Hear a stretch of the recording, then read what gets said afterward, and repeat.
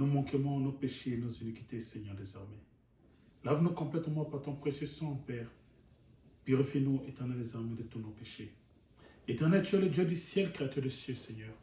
Nous sommes venus à toi cette nuit, Seigneur, désormais céleste, comme ta parole le déclare, ô Père.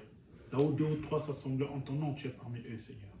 Nous sommes venus pour continuer, créateur des cieux, sur notre sujet que nous avons commencé au début de la semaine, et que demain nous en clôturons, créateur des cieux, Seigneur, désormais.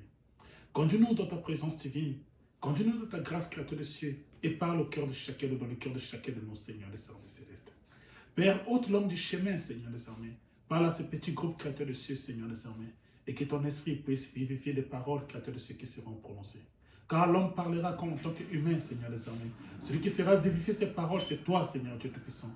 Éternel, manifeste-toi, Dieu de grâce, Dieu d'amour, Dieu de miséricorde. Je laisse toutes choses entre cette précieuse main, dans le parfait notre Seigneur Jésus-Christ de Nazareth. Amen.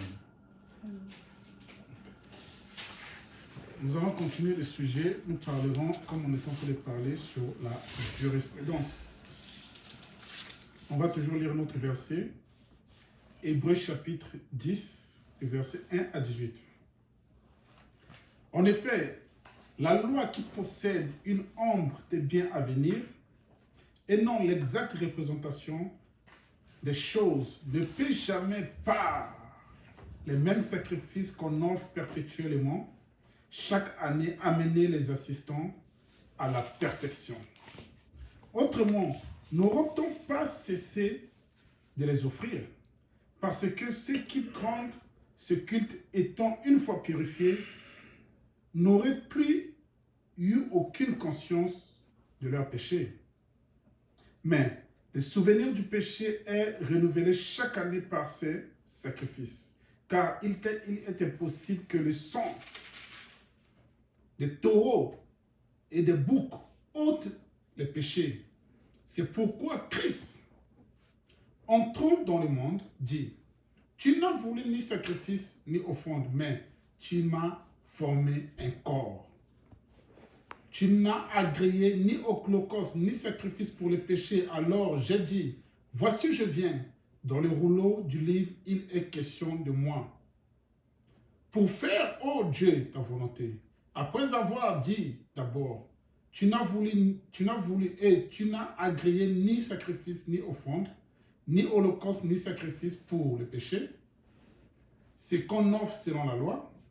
Il dit ensuite: voici je viens pour faire ta volonté. Il abolit ainsi la première chose pour établir la seconde. C'est en vertu de cette volonté que nous sommes sacrifiés, nous sommes sanctifiés par l'offrande du corps de Jésus-Christ, une fois pour toutes.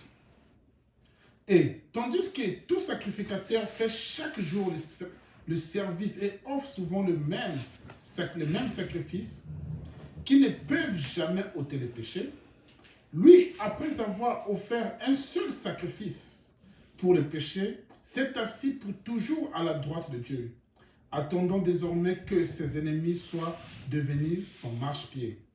Car par une seule offrande, il a amené à la perfection. Je répète, car par une seule offrande, il a amené à la perfection pour toujours ceux qui sont sanctifiés. C'est ce que le Saint-Esprit nous atteste aussi. Car après avoir dit: voici l'alliance que je ferai avec eux. Après ces jours-là, dit le Seigneur, je mettrai mes lois dans leur cœur et je les écrirai dans leurs esprits. Il ajoute: et je ne me souviendrai plus de leurs péchés ni de leurs iniquités. Or, là où il y a pardon des péchés, il n'y a plus d'offrande pour les péchés. Que Dieu ajoute la bénédiction à la lecture de sa parole. Amen. Donc nous allons continuer notre sujet sur la jurisprudence, comme on est en train de parler, on en a discuté hier. J'ai publié ça sur mon profil WhatsApp, j'ai vu tellement de réactions des amis. Ok, donc on va continuer. Donc je viens juste de créer une page YouTube, j'espère que par la grâce de Dieu, je vais essayer en mesure de publier ça toutefois quand on ferait une exhortation pareille comme ça. d'autres personnes qui peuvent être bénies par ça et pourront aussi être bénies. D'accord? Ok. Donc, nous allons continuer avec ce sujet-là. Donc, comme on était en train de parler hier, il était question de loi sur la jurisprudence et il était question de trouver un bon avocat. Ok? Donc, dans un procès, il y a le juge et il y a un avocat. Mais il y a aussi ce qu'on appelle le persécuteur. Le persécuteur, c'est celui-là qui est souvent représenté par le procureur.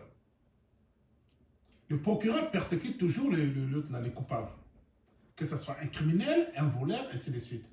Donc le procureur, il est là, il veille à ce que la loi soit toujours appliquée.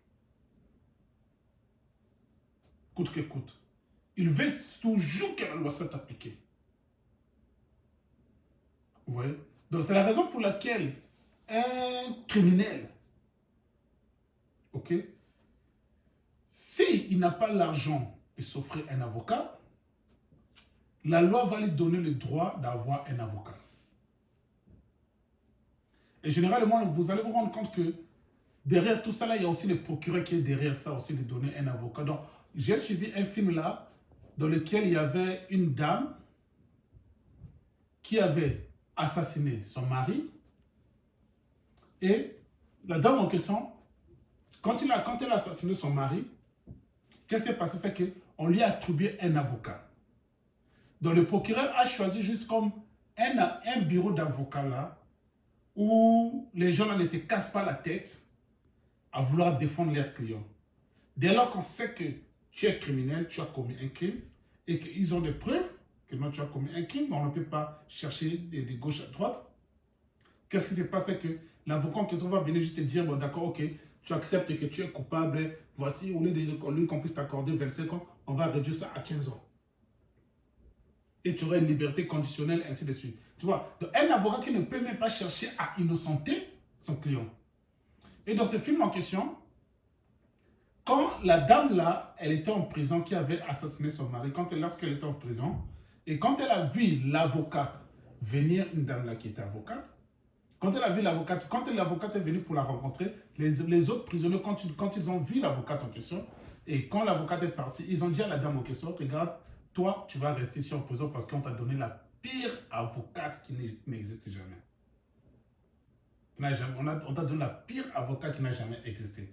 Tout ça parce qu'ils sont réputés à perdre toujours des procès. Donc, ils sont réputés de telle sorte que leur bureau d'avocat est juste là pour te faire accepter que tu es coupable. Ils ne veulent pas se casser la tête à chercher les jurisprudences, à chercher les lois pour pouvoir te défendre, pour pouvoir... Non, ils n'ont pas cette expérience. On leur donne toujours des cas où il y a une évidence du crime. Vous voyez? Et la personne vient,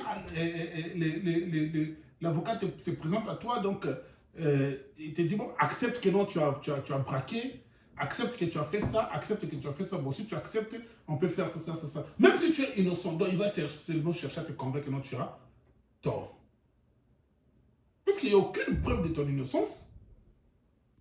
Donc, ils ne sont pas là à se casser la tête à vouloir prouver ton innocence. Oui.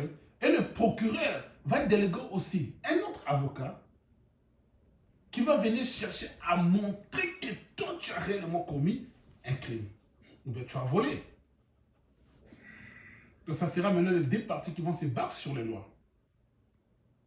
Mais faites attention, pourquoi? Parce que le procureur peut interpréter mal aussi la loi. Parce que son but, c'est de te condamner. Surtout s'il n'y a pas de loi, s'il n'y a pas de preuve de ton innocence. Et dans ce cadre de Dieu, le juge, c'est Dieu lui-même. Et notre avocat, c'est le Seigneur Jésus-Christ. Et le procureur qui fait à tout prix que nous soyons condamnés, c'est Satan. C'est lui. La Bible dit que Satan, il n'y a qu'un seul Dieu et il tombe devant lui. Et par la Bible, ça montre aussi que Satan connaît très bien la parole de Dieu. Mais il donne sa propre interprétation de la parole de Dieu. Il a donné sa propre interprétation de la parole de Dieu à Ève. Vous voyez? Et le monde est tombé dans le péché. Et il continue toujours à donner sa propre interprétation de la parole de Dieu jusqu'à présent. Il a donné sa propre interprétation de la parole de Dieu au Seigneur Jésus-Christ lui-même. Et qu'est-ce que Jésus-Christ faisait? Jésus-Christ combattait par la parole. Lui, il donne la parole, Jésus donne la parole, il donne la parole jusqu'à ce qu'il n'a pas pu, il a fui. Donc le plus grand persécuteur des chrétiens, aujourd'hui, c'est Satan. Il interprète la parole à de différentes manières. De telle sorte que la parole que lui l'interprète est à 90 à 99% vrai. Il reste seulement 1% pour que ça soit totalement vrai. Et il interprète la parole de telle sorte que ça puisse vraiment donner une certaine logique dans l'esprit des enfants de Dieu. Tel est le cas de la Trinité. Il vient interpréter la parole dans un cadre de la Trinité, faisant croire aux gens qu'il y a 3 dieux au ciel. Il y a Dieu le Père, Dieu le Fils et Dieu le Saint-Esprit. Okay. Et les gens comprennent ça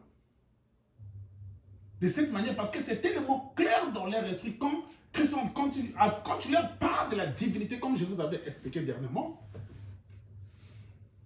Qu'est-ce qui se passait que eux, ils vont se tenir là pour dire, mais comment ça fait-il que Jésus priait le Père? Vous voyez? Donc, ça porte une confusion, mais ça fait logique dans l'esprit. Or, le mystère de Dieu n'est pas aussi quelque chose qui est aussi clair de telle sorte que l'humanité tout entière puisse percevoir que non, c'est totalement clair à leurs yeux ou à leur compréhension. C'est la raison pour laquelle c'est un mystère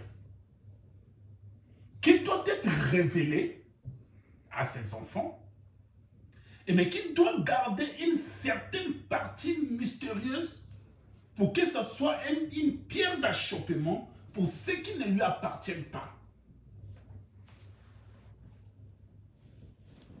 Okay. Il donne sa propre interprétation sur le baptême. Les procureurs. Il fait croire aux gens que le baptême doit se faire au nom du Père, du Fils et du Saint-Esprit. Et il n'utilise pas un autre livre, le livre des bouddhistes. Il n'utilise pas les livres, il n'utilise pas les livres des Juifs, la Torah. Il n'utilise pas les livres de l'autre là, des musulmans, comment on appelle ça? Le Coran. Il va utiliser la Bible en montrant aussi sur les versets. Vous voyez? En disant, non, Jésus lui-même, il a dit, allez partout dans le monde, baptiser les gens au nom du Père, du Fils et du Saint-Esprit. C'est son interprétation. Jésus a dit. Moi, je préfère croire à ce que Jésus a dit que de croire à ce que les apôtres ont dit, parce que les apôtres sont des humains, ils peuvent faillir. Oui. C'est ça le persécuteur. On a vu les juges, on a vu l'avocat, mais ça, c'est le côté persécuteur. Donc, il donne sa propre interprétation. Il va insister. Vous allez voir quelqu'un tellement si radical, on est en train de lui montrer le mystère. Non, moi je préfère rester avec ce que Jésus a dit. Moi je ne crois pas ce que les apôtres ont dit. Moi je préfère rester. Parce que tout simplement, le mystère du baptême, il n'arrive pas à percer la révélation du mystère du baptême. Parce que dans le mystère du baptême, il y a le mystère aussi de la divinité du Seigneur Jésus-Christ. Une fois que la personne comprend le mystère de la divinité du Seigneur Jésus-Christ, le mystère du baptême, ça devient un sujet facile à comprendre. Parce qu'il est question seulement du nom du Père, du Fils et du Saint-Esprit. Donc le persécuteur, c'est comme ça qu'il condamne des victimes. Vous voyez? C'est comme ça qu'il condamne les victimes. Il a condamné Adam et Ève parce qu'il a donné une mauvaise interprétation de la parole. Alors qu'Adam était fils-parole. Jésus était fils-parole, comme j'expliquais hier. Et quand il est venu avec une mauvaise interprétation de la parole à Jésus, il a rencontré un autre fils-parole qui ne pouvait pas être ébranlé. Mais quand il avait rencontré les premiers fils paroles, à travers sa femme, le premier fils parole a chuté. Mais le second fils parole, il était lui-même la parole originale. Il ne pouvait pas être tombé. Il a pris Satan, il a pris Ève. Certes que Dieu dit, les jours que vous mangerez de ce fruit, il est vrai que Dieu dit que le jour que vous mangerez de ce fruit, vous mourrez. Et Ève lui dit, non, certainement vous ne mourrez pas. C'est que votre intelligence s'ouvrira. Vous comprendrez des choses. Il a affirmé d'abord ce que Dieu a dit. Est-ce que je me fais comprendre? Il a affirmé d'abord, est-ce que tu comprends? Il a affirmé d'abord ce que Dieu a dit. Et ensuite, il a donné sa propre interprétation. Certainement, vous ne mourrez point. C'est ça, Satan, le persécuteur. Et quand les enfants de Dieu sont tombés, c'est là où ils se présentent maintenant devant Dieu. Mais regarde tes enfants que tu te vantais, là, regarde comment ils sont devenus. Ils méritent la mort. Oui. Et ils continuent toujours à interpréter les mêmes choses jusqu'aux chrétiens actuels. Mais si tu fais telle chose, ça fera quoi? Est-ce que quelqu'un va te voir? Un frère va te voir?